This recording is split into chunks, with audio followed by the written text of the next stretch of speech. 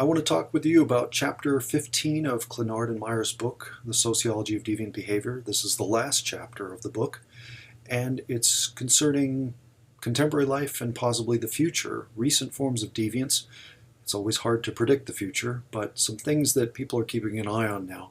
And it's a short chapter, so we shouldn't be taking too long to discuss it. The first material that they talk about is related to something called rudeness, and there's a discussion about norms, which we talked about at the beginning of class, expected behaviors in specific situations, often called manners or etiquette. Those are things like folkways. So we're generally expected to follow these things, manners, etiquette, but there's nothing serious that happens to us if, say, for example, we cut in line or we cut somebody off in a conversation. But Clenard and Meyer want to make the case that maybe the amount of this is increasing socially. And they mention a few instances where guidelines of showing respect for other people in social situations seems to be violated with more regularity now. One case they mention, the U.S. Representative Joe Wilson of South Carolina, who interrupted President Obama during I believe it was a State of the Union address in 2009. And this had never before happened, and so this was a rather shocking thing that this fellow did. What happened afterwards? Well, the guy who ran against him was able to get a lot of campaign contributions, so apparently there was a reaction, a negative reaction toward that behavior.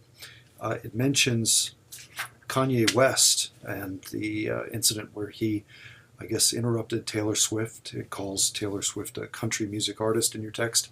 I think more popular music. But nevertheless, he interrupted her, took the microphone from her during an MTV Video Music Award, and then later Beyonce called her back up on stage. But this idea that in public, people may be more disrespectful than they've been in the past. And you can think back to Durkheim's ideas of anomie. Basically the notion of a state of normlessness, that the norms are disappearing. And you can think about so many contexts in which this occurs. I regularly have cars drive by my house that seem to enjoy revving the engines very loud. And I always think, why do you need to do that? What's the purpose of that? And often, probably the response by those people would be, because I can. And that raises a fascinating question these days. Is it a good idea to do something? And what are the consequences of someone doing something? Maybe there aren't any consequences for rude behavior in some situations. And so maybe the norms for certain types of things in everyday life are shifting. Deviance, again, in the eye of the beholder. Norms of interpersonal respect do change over time. Sometimes people will be very professional with you, and sometimes they'll be much more informal when you would think they would be professional. Clenard and Meyer mentioned that what was considered classy at one time may be considered old-fashioned or cheesy in another time. Is holding a door open for someone considered old-fashioned? If you were going out on a date with someone, would you, if you were a woman, want the man to hold the door open for you or get the car door for you? Some women might take offense at that and say, you know, I'm perfectly capable of opening my own car door. So that's part of what Durkheim was talking about with anomies. There are not such clearly established norms anymore. And with that, you get a lot of freedom, but you also get some discomfort and confusion. And that, I think, is what Clenard and Meyer are really getting at. It mentions there on your slide George Washington's 110 Rules of Civility and Decent Behavior in Company.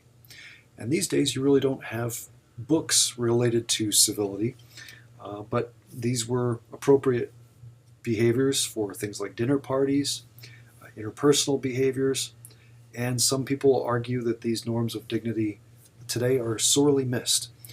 So a debate about that in contemporary life. Cyber deviance is another form that you could discuss as a contemporary form of deviance. It says we now live in a society that depends on computers. Absolutely. Computers are intricately interconnected with our social lives, our financial lives, education, as we're doing now, so much so that it would be hard to imagine what would happen if computers were to disappear. It's kind of hard to imagine how we did certain things without them. When I drive in major metropolitan areas now with my GPS, I often think, how did I do this before with just maps and listening to verbal instructions? So computers are central to many people's lives today. And we also have individuals who have an interest in hacking or breaking into computers or computer networks that contain very valuable information. So your school grades all are on computers, your bank accounts, business trade secrets and other copyrighted information, and national security military information might all be on computers. And you have, for example, sites like WikiLeaks that are saying they want to be transparent about how governments act, and then posting a lot of material that once was considered very sensitive information, and if it were presented publicly would be considered treasonous. And now sometimes that information has become freely available on the web. As far as other things, bank accounts, of course, it's not hard to think about how that would impact people. And there have been hacking incidents with major stores like Target. The access of people's credit card information, social security numbers, birth dates, all kinds of things that can be used for identity theft, which is another thing that frankly didn't exist 30 to 40 years ago. It's relatively new. In 2009, the US government instituted a civilian office headed by a cyber czar, so somebody who is supposed to help control this problem, and somebody coordinating efforts to, as it says, quote, restrict access to government computers and protect systems that run the stock exchanges, clear global banking transactions, and managing air traffic control systems. Imagine people hacking into air traffic control systems and causing planes to crash.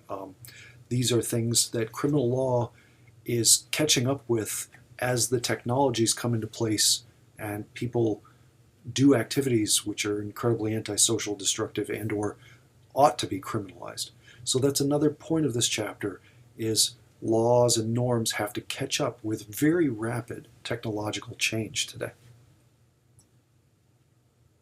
Computers and cell phones are also used for social networking.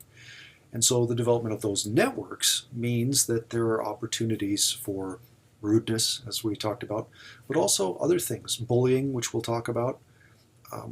There's been a term revenge porn these days, posting intimate pictures, or I should say pictures of intimacy between people or nudity, which has been made into an illegal act in many states. But sites like Facebook, Instagram have been used for sharing media, pictures, text, videos. Craigslist was a site where, as your text says, there used to be erotic services advertised regularly, and that has, since the time of this publication, been reduced substantially. It's been pretty much eliminated on Craigslist, and also there was a site called Backpage that used to advertise erotic services. I think the law changed so that the individuals who were advertising these services would also then be seen as liable in terms of criminal law. So that's why that was shut down. Twitter, again, a method of social networking where sometimes images and text can be exchanged. Sexting is something that you can think about as a really new area, because the sending of erotic pictures is pornography, and this is especially troubling and or controversial when it comes to teenagers sending sexual images of themselves. That in actuality is trafficking in child pornography in some places, and that can ruin someone's life. Sending a picture of themselves or someone else nude, say you receive a picture from someone else and then you send that along to another person, then you've been trafficking in child pornography if it's someone under the age of 16. So there's questions about how these laws ought to be applied, because something that could seem like a simple innocent act between to teenagers can have devastating consequences and life-changing consequences if criminal law is applied. And I'm not saying that's wrong. I'm saying that we as a society are working these things out, again, as the technological changes are occurring. And you'll see, even in this day and age, you're not getting uniform consensus as to how these laws should be created and or enforced. Another more recent issue is bullying. And there's a definition offered in your textbook from 1999. Intentional, repeated hurtful acts, words, or other behavior, such as name-calling, threatening, and or shunning, committed by one or more children, and we can debate that in a minute, one or more children against another, and an imbalance in real or perceived power between the bully and the victim. So in your text it also talks about workplace bullying, so that wouldn't obviously be between children, but bullying has often been applied to children's specific behavior. And it mentions things like minor hazing, and hazing was something that used to be common in terms of fraternities and maybe sororities, rituals of debasement that were performed against people who wanted to join those groups. Some of those rituals have been found to be illegal now, and I think many fraternities have either stopped doing those or severely minimized the use of hazing. But there's also, it mentions slut lists in one high school, incoming freshmen, where seniors would blow whistles in some girls' faces, jostle them, push them into lockers, stigmatizing these women and harassing them. Workplace bullying, again, bullying in an occupational context. And there's some discussion of mobbing as well.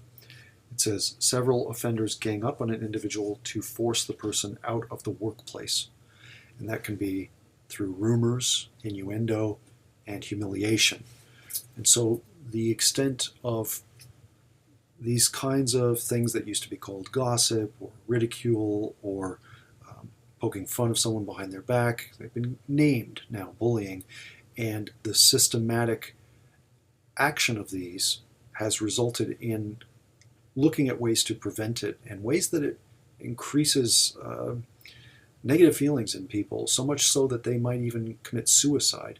And there have been some legal actions against people who bullied others into, say, for example, committing suicide. So that's another issue. Child obesity is something they're mentioning, and there's a discussion about child abuse. It says most people say they know child abuse when they see it. And that's interesting, actually, because I'm not entirely sure that's true. If you were, say, for example, on a public bus in a major city, and you saw a woman yelling at her child, would that be considered child abuse? Some people might say it's verbal abuse. If you think it is abusive, would you intervene? Some people might not do anything. They might say, well, it's none of my business. So abuse is hard to define, I think, sometimes for people. There are clear lines, obviously, leaving marks on a child, but emotional abuse is sometimes hard to define and may not have any legal consequences. It mentions here neglectful behavior, though, by parents, guardians, or caretakers. That's a different kind of abuse versus neglect. And it talks about medical neglect, including cases of morbid obesity, ruling that children who are in these situations are victims of neglect. There's also been states which have enacted laws against parents smoking in cars with their children. So it's a question of rights and responsibilities. Parents saying, I have the right to smoke, but the state saying, no, you have the responsibility for a healthy child and raising a healthy child. Otherwise, that would be child abuse. So obesity, again, is defined in your text here. A body mass index, or BMI, of 30 or greater. And the BMI, as mentioned in a previous set of slides, calculated as a combination of weight and height. Piracy. There's a couple ways to discuss this. One is the way they talk about in your textbook, and then another way I'll do in the next slide. But piracy is warlike acts committed by private citizens. So they mention, for example, Somalian pirates and the incredible amount of money that they've been able to steal as a result of pirating. It says Somali pirates in 2009 netted as much as $100 million by hijacking all manners of ship and holding them ransom. So piracy may be including things like robbery and criminal violence. Ships, as just mentioned, robbed for their contents, and the owners or the contents held for ransom. An American sea captain in 2009 was held for ransom. And these are emergent forms of international global deviance, you could argue, or the result of globalization, as more and more of our transportation networks are required for consumers to get their products and goods. Another way that your text doesn't talk about piracy is to think about the piracy of copyrighted material. And most people know copyrighted material means that it's a product, usually by someone who's an artist or a musician or a writer. And it's the right of that creator to that work, and they can reduce that work for a certain period of time. Copyright allows you a window of time whereby you can profit from the material that you created. So it's designed to protect those works and the authors who make them, so that the authors have a reason to make these things and can make money. They can make a living off of their products. Today, though, digital reproduction allows for potentially unlimited copies of things to be made and reproduced without owner's consent. So if somebody makes one movie and releases it, it can be duplicated all over the place. It can be available online, available for download, and same with music, same with books and other material. There's no way of seemingly stopping this from happening, and YouTube is constantly trying to make sure that copyrighted material is not being uploaded onto their site. So a major concern these days. And the funny thing about it is that a lot of people probably wouldn't think this is deviant. It says at the bottom of the slide, it's a very common crime. Nevertheless, it is a criminal act. The question again is, if so many people are doing it, is it deviant? It's also usually done privately. Most people are not doing these kinds of things out in public on the street, so you may not necessarily have anyone know about it if you're doing it. But the costs, you could say, of this is dear in terms of the artists who might not really want to do this kind of work if they're not being paid for it. So this is a question of how does this activity then influence perhaps the creativity in a society? And also too, who's benefiting, who's profiting from things. So you've heard of the idea of knockoff products. If Calvin Klein creates some clothing and it can be reduced far cheaper in another place, and then a little stamp can be put on the clothing to make it seem like Calvin Klein's, then is that essentially harming the people who would be creating products otherwise? Teachers abusing their students, another area of concern, especially today. Sexual assault can involve many different forms. It includes things like forcible rape, sodomy, child molestation, incest, fondling, and attempted rape. So it's got many, many different facets to it, sexual assault. But it's important to remember that there can be myths around sexual assault, including things like victims do not know their attacker. Actually, more often than not, victims do know their attacker, and that's how the attacker was able to attack the person, because they were perhaps in a relationship of knowledge of and trusting of that person. Sexual offenders have high recidivism rates. Recidivism is the repeat of a crime. And in fact, sexual offenders do not have high recidivism rates, so that's a myth. And most offenders are male. In fact, there are also women who offend as sexual offenders. When there's discussions about this, there's a lot of idea that it's male teachers taking advantage of female students, and that is not necessarily the case. We're seeing more reporting, at least, of women teachers who are taking advantage of male students. There was a very famous case a few years ago, if you want to look it up, Mary Kay Letourneau, I believe her name was. She was imprisoned for having sex with her underage student, was released and resumed the relationship again. So this person had an ongoing relationship which involved, as it says there, statutory rape. The victim, in this case, gave consent, the male victim, but the male victim was below the age where they could legally give consent. So therefore, it's a form of rape. The second point, any conduct outside of the teacher-student role could also be seen as a violation of trust by the teacher. So this is a position of authority where the person is supposed to be more moral than that, or possessing better characteristics than this type of power imbalance. And that increases the seriousness of the illicit conduct. It's seen as a violation of trust beyond just that of law. Finally, there's some discussion about extreme deviance. And you could argue that this is an interesting combination of words. You know, how far does deviance go? How extreme can deviance be?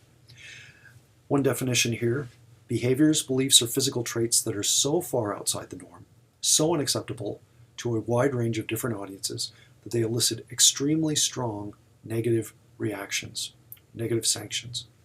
So what could be examples of these?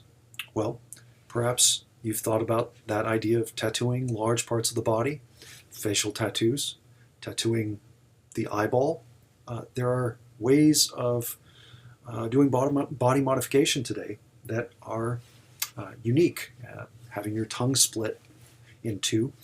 There are things that a lot of people would find shocking, repellent, repugnant. But the question is how much of that is allowed? What should happen to people who do that? And are the norms going to change eventually so that there's greater acceptance of that? When you think about tattooing generally, there's been such an increase in the acceptability of this because more and more people have done it. So how are norms really historically and contextually bound? It's a fascinating thing, especially when you think about extreme tattooing and some of the body modifications I just mentioned.